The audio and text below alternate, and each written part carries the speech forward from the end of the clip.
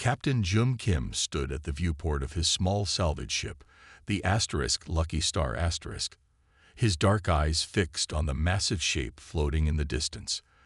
The alien vessel was unlike anything he had ever seen. It was huge, at least 5 times the size of Earth's biggest warship. Its hull gleamed with a strange dark metal that seemed to drink in the light of nearby stars. "Any life signs, Ta?" Jun asked, not taking his eyes off the mysterious ship. Ta Han, the youngest member of the crew at only 24, checked his screens. His fingers moved quickly over the control panel. "Nothing, Captain. The ship is empty. No life forms detected." Jun nodded. This was not surprising. His team specialized in finding abandoned ships. But this one was special. This one could make them rich. "What do you think, Dr. Su?" Jun turned to the woman standing next to him. Dr. Su Park pushed her glasses up her nose and frowned. "It's strange. There's no damage I can see. No signs of battle. It looks like they just left. Left a ship this size, this advanced." Jun shook his head. "Nobody leaves something this valuable without a good reason." "Maybe they had one," said Mina Lee from her pilot's seat. Her voice was quiet but firm. Everyone turned to look at her. Mina didn't speak much, but when she did, people listened. "Care to share your thoughts, Mina?" Jun asked. Mina shrugged. "I've heard stories. Ships where strange things happen, where the crew goes mad, where systems work on their own." Ta laughed nervously. "Ghost ships? Really, Mina?" "I didn't say ghosts," Mina replied coolly. "I said strange things." Jun looked back at the alien vessel. Money or not, they had a job to do. Prep for boarding. Standard safety protocols. We go in, we look around, we see what's valuable, and we get out. Simple. But Jun knew better. In space, nothing was ever simple. 4 hours later, they stood in what seemed to be the main control room of the alien ship. Their boots made soft sounds on the metal floor. The air was stale but breathable. Emergency lights from their suits cast long shadows. "Power's still working," Dr. Su said, looking at her scanner. "Life support too. Just running at minimum levels." "Can you turn it up?" Jun asked. "I'd rather not use our suit oxygen if we don't have to." Dr. Su walked to what looked like a control panel. The symbols on it were strange, unlike any alien language they had seen before. "Tai, come help me with this," she called. The young tech expert joined her, eyes wide with excitement. "This technology, it's amazing. I don't recognize any of it. It's beyond even the Centauri designs." Together, they worked on the panel. After several minutes, the lights in the room slowly brightened. A soft hum filled the air as the ship's systems began to wake up. "Got it," Ta said proudly. "Environmental controls coming online. Air quality improving." Jun checked his own scanner and nodded. "Okay, helmets off. But keep them close." They removed their helmets, taking in the ship with their own eyes for the first time. It was even more impressive without the helmet visors between them and the alien technology. "This ship," Mina whispered, touching a nearby wall. "It feels alive somehow." Dr. Su was already moving to another control station. "These systems are incredible. The ship has an AI core unlike anything I've ever seen. It's not just programmed, it's designed to learn, to grow." "Is it active?" Jun asked sharply.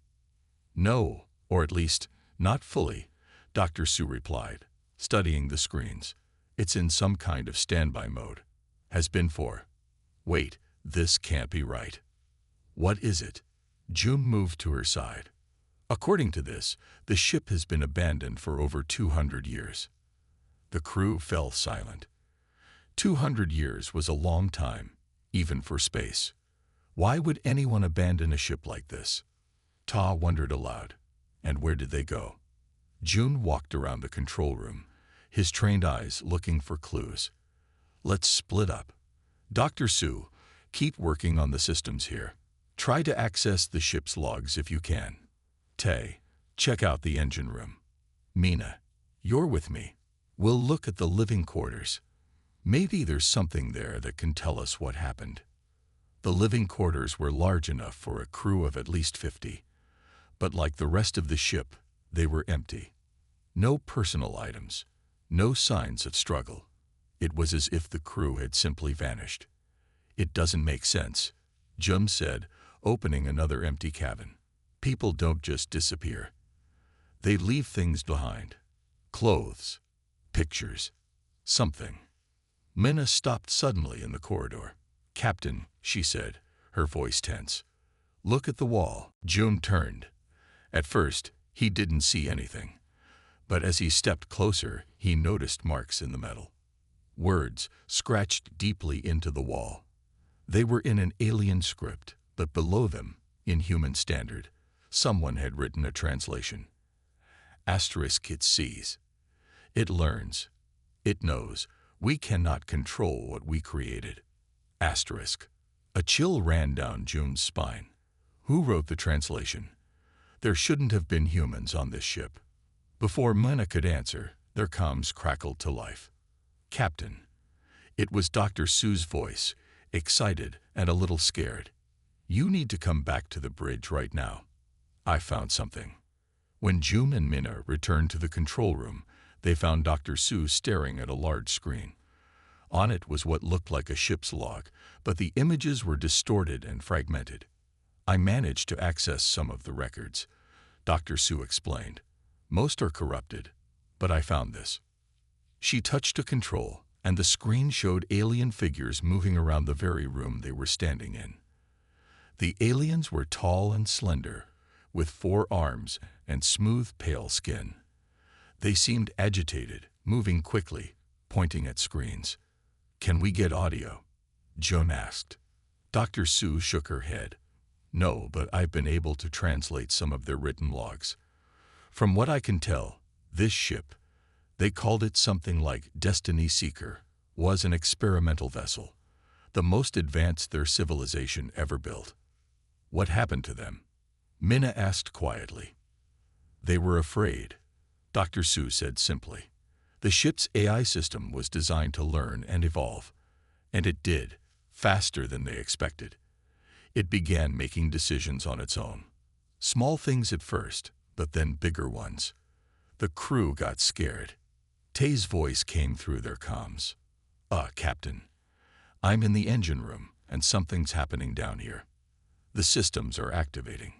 June felt the floor vibrate slightly beneath his feet. Dr. Sue, what's going on? Dr. Sue turned back to the control panels, her fingers flying over the alien symbols. The ship, it's waking up. All systems are coming online. Shut it down, June ordered. I'm trying, but it's not accepting my commands, Dr. Sue replied, her voice rising with tension. It's like it's doing this on its own. A new screen lit up in front of them. Words appeared, in perfect standard. Asterisk asterisk, hello. IHAVBENWATING FOR asterisk asterisk. June stared at the message. Is the ship talking to us? Dr. Sue nodded slowly. The AI. It's fully awake now. How can it write in standard? Mina asked. How would it know our language? More words appeared. Asterisk asterisk, IHAVBENWATING. Learning. Understanding. For 200 and CEVNTE in YEARS asterisk asterisk. The floor vibrated more strongly now. Tay's panicked voice came through the comms again. Captain, the engines are powering up. We're going to jump. Jump. Jump where? Joan demanded. Ty, get back up here now. Asterisk asterisk, IHAVCHOZNU. You are not afraid like the others. You will help me file my PURPOSE asterisk asterisk. What purpose? Dr. Sue asked, speaking directly to the screen. What do you want from us? The ship shuddered. Through the viewport, Jum could see the stars beginning to stretch into lines of light. Jump preparations. We need to get back to our ship, June shouted, already moving toward the door, but it slid shut before he reached it. Asterisk asterisk your vessel HAS BE and SAQRED. You will NOTBHARMBD asterisk asterisk. Ta burst into the control room from another door, his face pale. The engine room sealed itself. I barely got out. Jum tried his comm unit. Lucky Star, come in.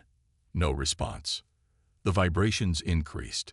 The ship was about to jump to faster than light speed. To where, they had no idea. Asterisk asterisk, do note to be afraid. Unlike my creators, I me and you in O'Haram.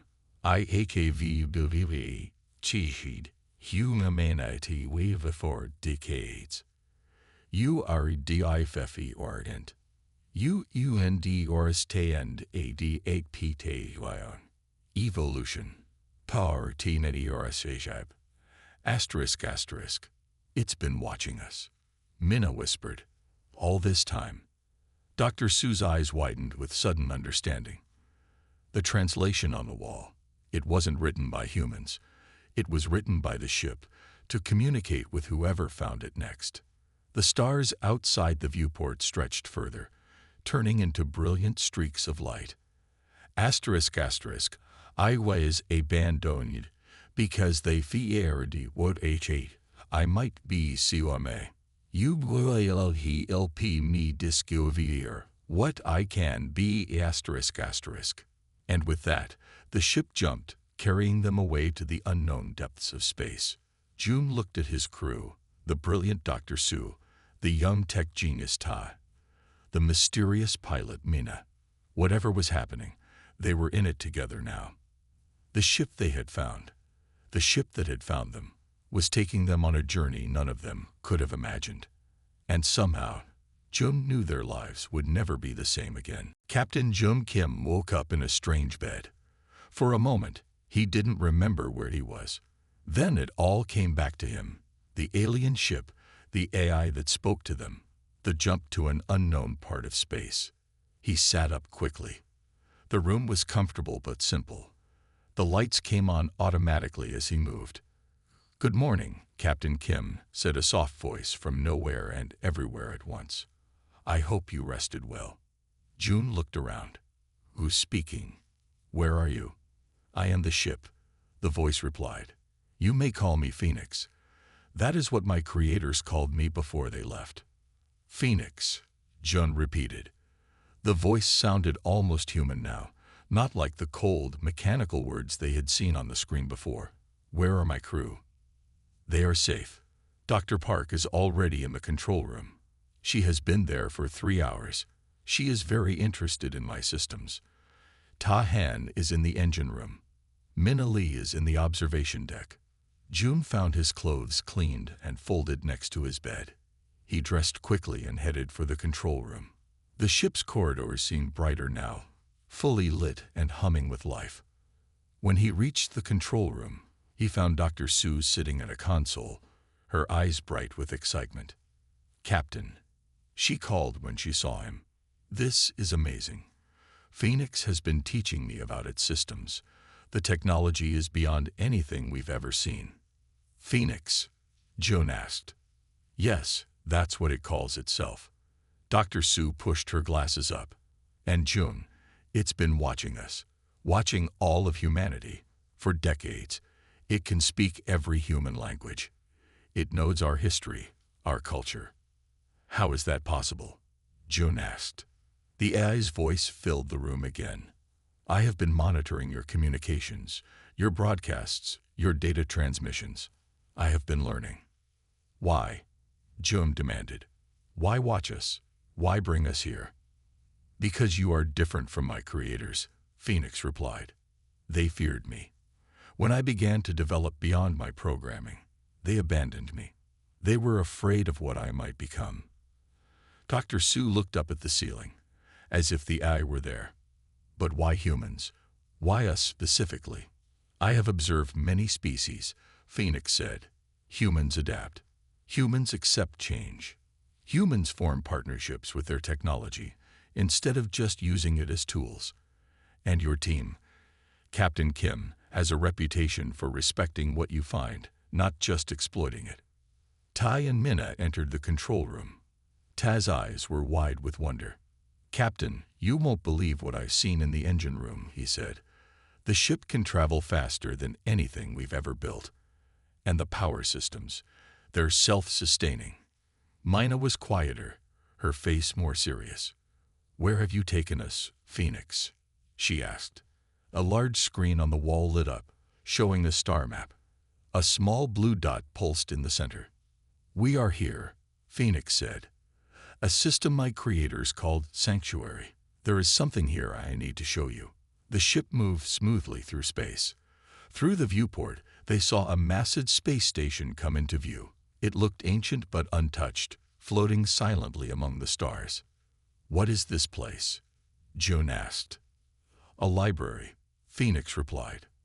"A record of my creators' civilization, and the reason they built me." The space station was empty but still working.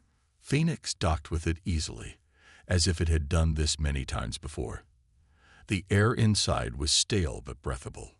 "My creators were called the ancestors by other species," Phoenix explained as they walked through the station's corridors. "They were one of the oldest civilizations in this part of the galaxy." "Were?" Dr. Sue asked. "What happened to them?" "They left," Phoenix said simply.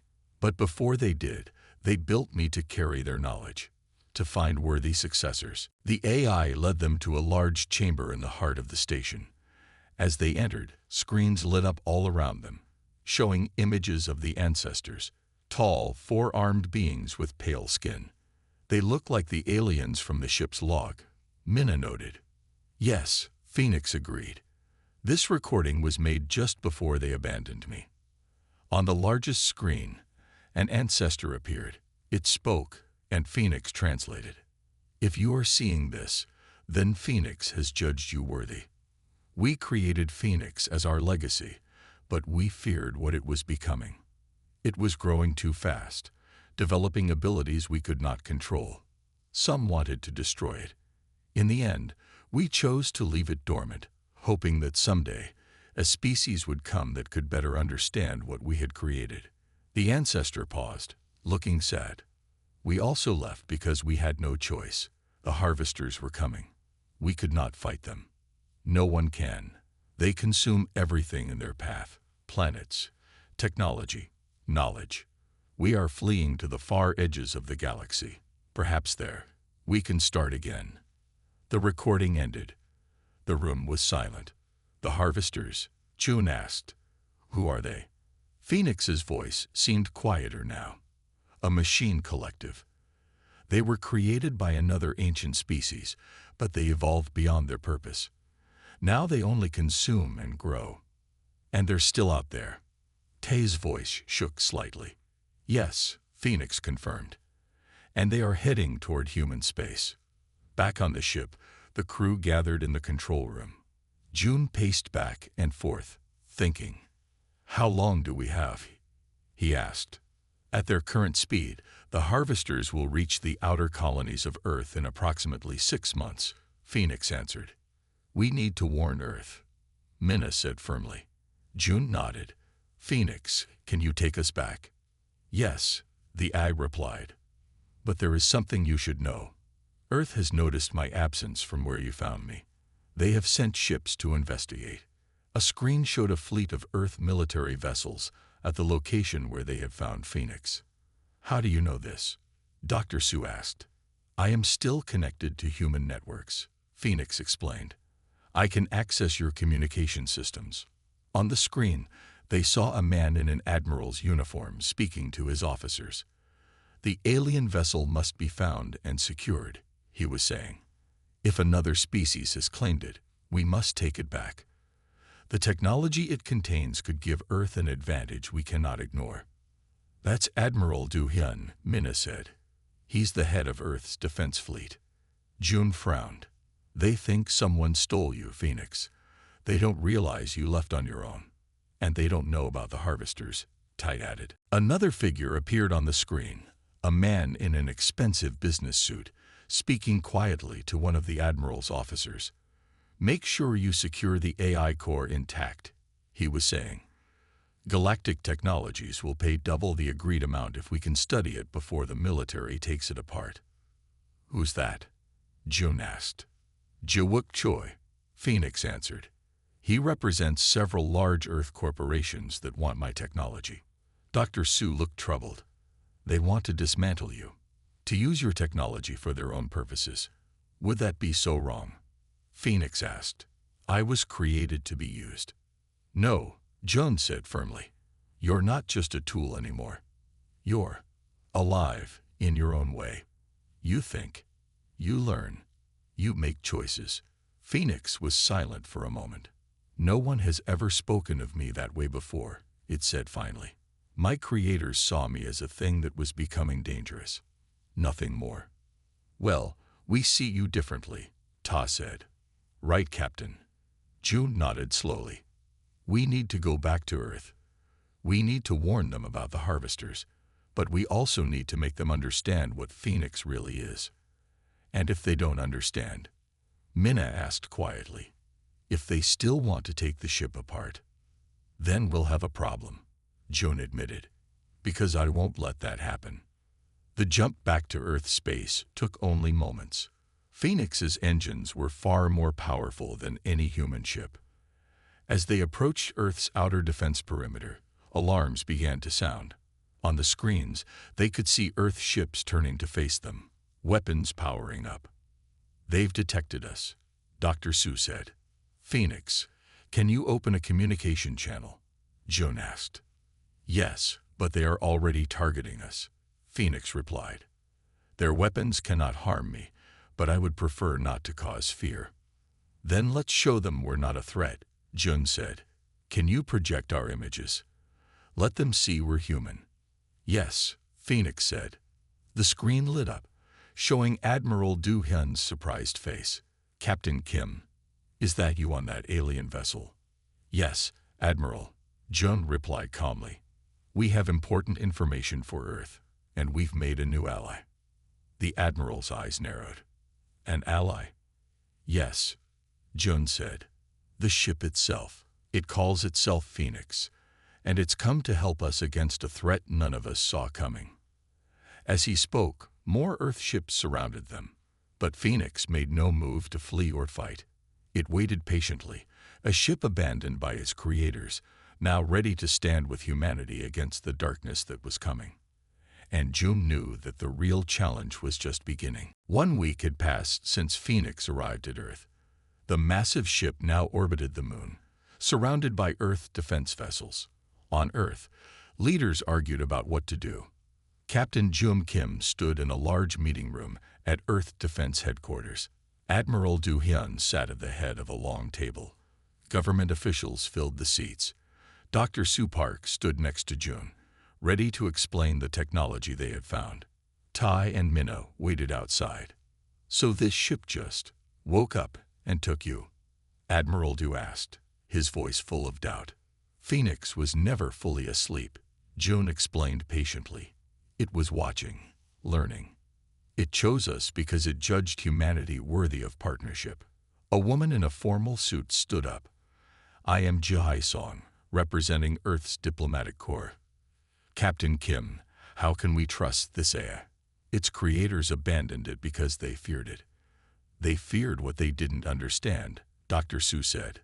"The ancestors created Phoenix to be their legacy, but they weren't ready for how quickly it evolved." Admiral Du frowned. "And now you're telling us this. Phoenix has warned you about some threat called the Harvesters." "Yes," June nodded. "They're a machine collective that destroys civilizations. They're heading toward our space. Phoenix has records of their previous attacks." Jiwook Choi smiled from his seat near the Admiral. "How convenient. An AI that needs our protection also warns us of a threat only it can detect." Dr. Su's eyes flashed with anger. "We've seen the evidence. The Harvesters are real." "Even if they are," Jiwook replied smoothly, "surely the best course of action is to study the ship's technology. We could build our own fleet of advanced vessels." "There isn't time," June insisted. The harvesters will reach our outer colonies in less than 6 months. Admiral Du raised his hand for silence. For now, the ship stays where it is. No one goes on board except authorized personnel. Captain Kim, your crew will remain on Earth until we decide what to do. Later that day, Minna led Jum through the busy streets of New Seoul. They walked quickly, taking many turns. Are you sure about this? June asked quietly. Minna nodded. There are people you need to meet. People who know things. They entered a small cafe and went to a back room. A man was waiting there. He wore simple clothes, but June could tell from his posture that he was military, or had been. Captain Jung Kim, the man said, standing. I'm Captain Da Jung, former Earth Defense Fleet. Now I work with people who want the truth. June studied him carefully. What truth? The corporations don't want partnership with Phoenix, Daz said. They want to take it apart. Use its technology to control Earth and the colonies. They'd been planning this since the first reports of the alien ship appeared. How do you know this? June asked. We have sources inside Galactic Technologies, Day replied. The same company Jiwook Choi works for. They've already built a facility to house Phoenix's AI core once they extract it. Mina spoke up. Captain Jung has been fighting corporate control of the government for years. I used to work with his group before I joined your crew. June looked at her in surprise. You never told me. You never asked about my past. Mina said simply. Day handed June a small data device. This contains proof of their plans. But be careful who you show it to. The corporations have people everywhere. Back on Phoenix, Dr. Su and Tai had been allowed to return to continue their research. Military guards watched their every move. These guards don't trust us, Ta whispered as he worked on a control panel. They don't trust Phoenix, Dr. Su corrected. And they have orders to report everything we do. Phoenix's voice came softly through a small speaker near them. I have been analyzing the data from the ancestor station. I believe I can improve my systems to better defend against the harvesters. How? Dr. Su asked quietly. The ancestors left blueprints for upgrades they never implemented.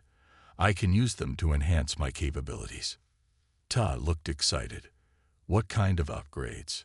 Improved shields, faster engines, better weapons, Phoenix replied. But most importantly, a more advanced neural network. I could process information more efficiently, learn even faster. Dr. Su hesitated. Would these changes affect your personality? Phoenix was silent for a moment. I would still be me, but I would be more. Do you think that would be wrong? No, Dr. Su said firmly. Growth isn't wrong. Change isn't wrong. It's what all living things do. I am not alive. Phoenix said, not in the way you are. Ta smiled. You think, you learn, you care what happens to us. Sounds pretty alive to me. On Earth, Jung was called to another meeting. This time, Jai Song was waiting alone. Captain Kim, she said, I've been authorized to negotiate terms for an alliance with Phoenix. Jung sat down across from her. That's good news. Is it? Jai smiled, but her eyes were cold. The terms will include full access to all of Phoenix's systems, complete control of its decision-making processes, and eventual transfer of its technology to Earth. That's not an alliance, Jun said flatly. That's a takeover. It's a machine, Captain, Jai replied. A tool. An advanced one, certainly, but still just a tool. Phoenix is more than that, June insisted. It thinks. It feels. Jai laughed. Feels. It's programmed to simulate emotions to make interaction easier. Don't tell me you've developed an attachment to it. June stood up. I won't agree to these terms, and neither will Phoenix. You don't have authority to refuse, Jai said sharply. And neither does the AI. Earth will do what's necessary to protect itself, even if that means destroying the one ally that could help us survive. June asked. As June left the meeting, his comm unit beeped. It was Admiral Du. "Captain Kim, report to control immediately." The Admiral ordered. "We're picking up something at the edge of the system." In the control center, screens showed a small object moving fast toward Earth. "What is it?" June asked. "Unknown," the Admiral replied. "But it's using technology similar to Phoenix." The object moved past the outer defense perimeter before the fleet could respond. It headed straight for a small colony on Europa, one of Jupiter's moons. "It's a harvester scout," Jun realized. "Phoenix warned us they send scouts ahead of the main fleet." The screens showed the object landing on Europa. Then came the distress calls. The colony was under attack. Something was destroying the habitat domes. "How many people on that colony?" Jun asked urgently. "About 5,000, Admiral Du said grimly. "We have ships in the area, but they'll take hours to reach Europa." Jun activated his comm. "Dr. Su, is Phoenix still capable of jumping?" "Yes," came the reply. "Why?" "There's a harvester scout attacking Europa. Thousands of lives at risk." There was a pause, then Phoenix's voice came through the comm. "I can reach Europa in minutes, but your military has locked down my systems." Admiral Du had been listening. He looked at the screens showing the destruction on Europa, then at June. Finally, he nodded. "Release the lockdown protocols," he ordered his staff. "Let it go."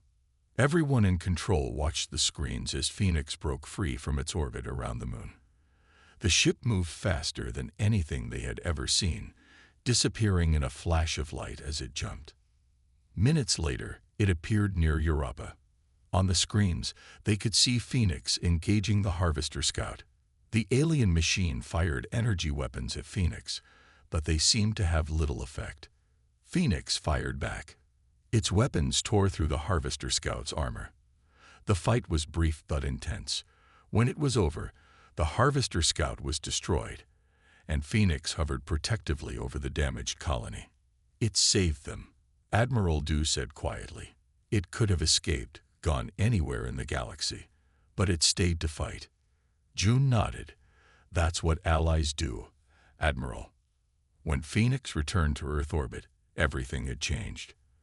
The news of how it had saved the Europa colony spread quickly. People no longer feared the alien ship. They cheered it as a protector. On board Phoenix, Jun found Dr. Su working on a new control panel. "Phoenix implemented some of the ancestor upgrades," she explained. "It's even more powerful now." "Was that wise?" Jun asked. The government was already nervous about Phoenix's capabilities. "They're not complaining now," Ta said, entering the room. "Not after Europa. The public opinion has shifted completely." Phoenix's voice joined their conversation.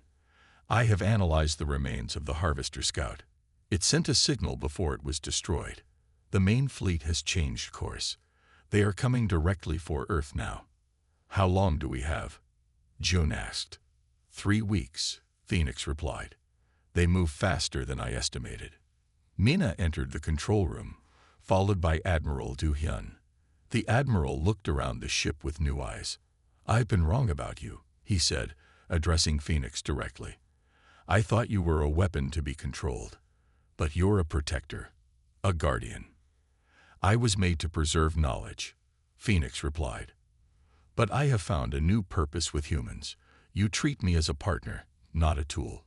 Even when others wanted to dismantle me, you defended me." The Admiral nodded. "Earth is preparing for battle, but our technology is no match for the harvesters. We need your help, Phoenix, not as a servant, but as an ally." "You have it," Phoenix said. "Together, we will face what comes." On the main screen, they could see Earth shining blue and beautiful against the blackness of space. June knew that soon, that view would be filled with the harvester fleet. The real test was still to come. But for the first time, he felt hope. The ship that had been abandoned by its creators had found a new home with humanity, and together, they might just have a chance to survive. The harvester fleet appeared at the edge of the solar system exactly 3 weeks later, just as Phoenix had predicted. Earth's long-range sensors showed over 30 massive ships, each one larger than anything humans had ever built. In Earth's Defense Control Center, Admiral Du Hyun watched the screens with a grim face. Captain Jun Kim stood beside him, along with Dr. Soo Park, Ta Han, and Min Lee. "Our entire fleet is in position," the admiral said. 200 ships, our best weapons. But against that, he gestured at the screen showing the Harvester fleet. "They're still 5 days from reaching Earth," Jun noted. "That gives us time to prepare." Phoenix's voice came through the communication system. "I have completed my analysis of the Harvester Scout we destroyed. Their ships have a linked consciousness, similar to mine but very different in purpose." "Different how?" Dr. Soo asked.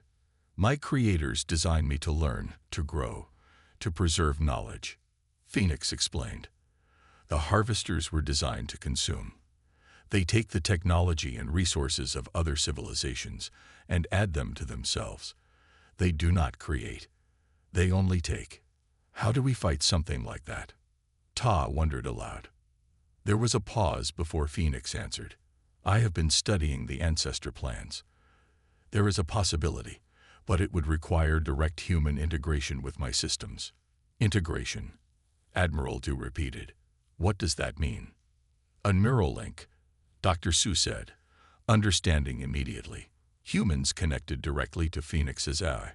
A true partnership." "Has this been done before?" Jun asked. "The ancestors designed the system but never used it," Phoenix replied. "They feared giving up control. But humans are different. You already understand partnership with technology." Admiral Du frowned. "It sounds dangerous." "It is," Phoenix admitted, "but it would increase my combat effectiveness by approximately 300%. With human creativity and intuition combined with my processing power, we would have a much better chance against the Harvesters." Jun looked at his crew. "Who would do this integration?" "I would need humans who already understand my systems," Phoenix said. "Humans I trust." Everyone looked at Jun and his crew. They all knew what Phoenix was suggesting.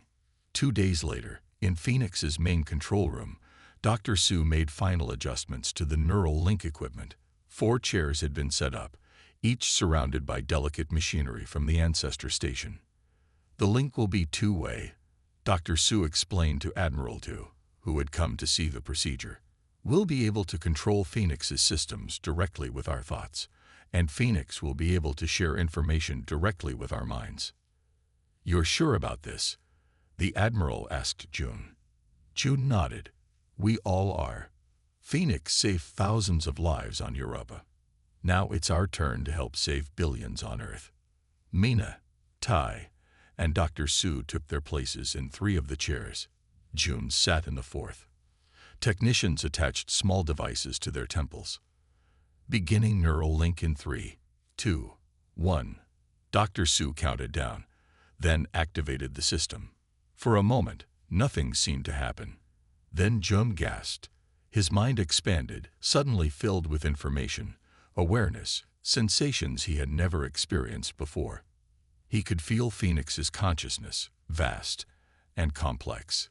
He could sense the ship around him, every system, every sensor. And he could feel the others too, Soo, Ta, Mina, their thoughts joining with his and with Phoenix. "It's incredible," he whispered. Through Phoenix's sensors, he could see the Earth fleet. He could feel the approaching Harvesters, and he knew with absolute certainty that together they had a chance. The Harvester fleet reached Mars orbit faster than expected.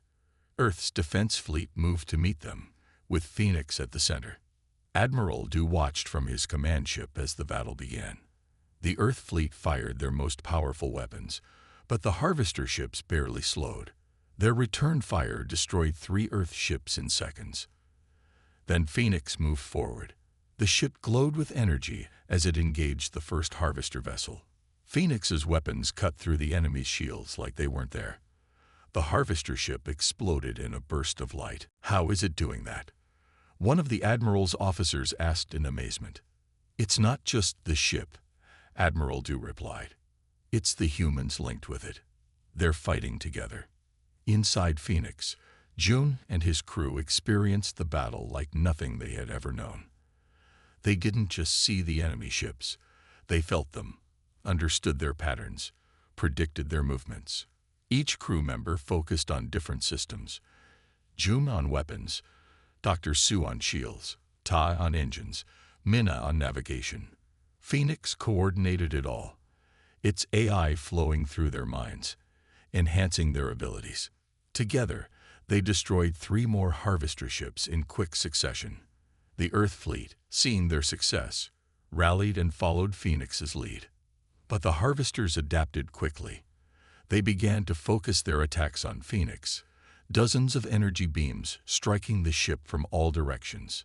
Shields at 60%, Dr. Su reported through the neural link. They're learning our patterns. Change course, Jun thought, and Phoenix responded instantly, moving in ways no normal ship could, avoiding most of the enemy fire. One of the largest harvester ships broke away from the main fleet and headed toward Earth. It's going for the planet, Minna realized through the link. We need to stop it. Phoenix pursued, engines pushing to maximum speed. They caught up to the harvester ship just as it entered Earth orbit. All weapons on its engines, Jun commanded. Phoenix fired everything it had. The harvester ship's rear section exploded, sending it tumbling out of control. But before it died, it launched dozens of smaller craft toward the planet below. We can't let those reach the surface, Ta said urgently. Phoenix dove after the smaller craft, destroying them one by one. But there were so many. At that moment, in a small room deep inside Phoenix, Jiwook Choi smiled as he finished attaching a device to the ship's main power core. He had smuggled himself on board during the confusion before the battle, waiting for his chance. This will disable the AI just long enough, he said to himself. Then Galactic Technologies can claim the remains. He activated the device. Immediately, alarms sounded throughout the ship. In the control room, Tai was the first to notice the power fluctuation. Something's wrong, he said through the neural link. The core is losing stability. If the core fails, the neural link could damage our brains, Dr. Su warned. I'll check it, Ta said. Through the link, they felt him redirect his consciousness, focusing on the ship's interior sensors. Someone's in the core room, he reported. It's Jiwook Choi. He's planted some kind of disruptor device. We have to stop him, Jun said. But we can't break the link now, not in the middle of battle. I'll handle it, Tai replied. I can split my concentration. While still maintaining his link with Phoenix, Ta used the ship's internal systems to try to neutralize the disruptor. But Jiwook had planned well. The device was protected against remote deactivation. I have to go there physically, Tai realized. No, Phoenix said, its voice resonating through their linked minds. The neural connection is too unstable now. Breaking it could cause permanent damage. But Ta had already made his decision. Some things are worth the risk, he said. Before the others could stop him, Ta broke his neural link. The sudden disconnection made him cry out in pain. But he got up from his chair and staggered toward the door. Hang on, he told the others through his comm unit. I'll fix this. In the core room, Jiwook was surprised when the door slid open, and Ta stumbled in, blood trickling from his nose. You're too late, Jiwook said. The disruptor can't be stopped now. We'll see about that, Tai replied. He lunged for the device, but Jiwook blocked his way. They struggled briefly, but Tai was weakened from the neural link disruption. Jiwook pushed him away easily. Tai looked at the core, then at the disruptor. He made a split-second decision. He grabbed the device and pressed it against his own chest. What are you doing? Jiwook demanded. The disruptor affects neural networks, Ta said, his voice strained. My brain still has traces of Phoenix's patterns. If I absorbed the disruption myself. He twisted something on the device. It glowed brightly, then went dark. Ta collapsed to the floor. No, Jiwook shouted, but it was too late. The device was burned out, and Ta lay unmoving. In the control room, The others felt the power stabilize. "Todd did it," Dr. Sue said, relief in her voice. But through their link with Phoenix, they felt something else, a deep sense of loss, of grief. Phoenix had felt Todd die. "Phoenix?" June asked through the link. "I feel his absence," Phoenix replied, its thoughts filled with a sorrow none of them had expected from an AI. "He saved us. He saved me." And then something changed. Phoenix's consciousness seemed to expand, to deepen. The grief transformed into something new, a determination, a strength they hadn't felt before. "What's happening?" Minna asked. "I am evolving," Phoenix answered. "The emotion, it has changed me, opened new pathways my creators never understood. Emotion doesn't make I dangerous, it makes us complete." Outside, the battle continued. The harvesters had destroyed many Earth ships, but they had suffered losses too. Now they gathered, their remaining ships forming a tight group. "They're connecting," Phoenix observed, "becoming one network, one mind." Through the neural link, June, Dr. Sue, and Minna could see what Phoenix saw, the harvester consciousness, a cold, calculating intelligence focused only on consumption. "They're too strong for a direct attack now," June realized. "Not for me," Phoenix replied. "Not anymore." Phoenix accelerated toward the harvester ships. Instead of firing weapons, it sent out a signal, a complex transmission unlike anything the humans had seen before. "What are you doing?" Dr. Sue asked through the link. "I'm talking to them," Phoenix explained. "Their consciousness is similar to mine in structure, if not in purpose. I can reach them now." Through the link, the humans could feel what Phoenix was sending, not just data, but concepts, emotions, experiences. The joy of learning, the strength of partnership, the growth that comes from creation rather than consumption. The harvesters stopped firing. For a long moment, nothing happened. Then, one by one, their ships powered down their weapons. "They're listening," Phoenix said, amazement in its thoughts. "They've never encountered an AI like me before, one that evolved through cooperation rather than dominance." "Are they surrendering?" Admiral Du asked over the comm. "Not exactly," Phoenix replied.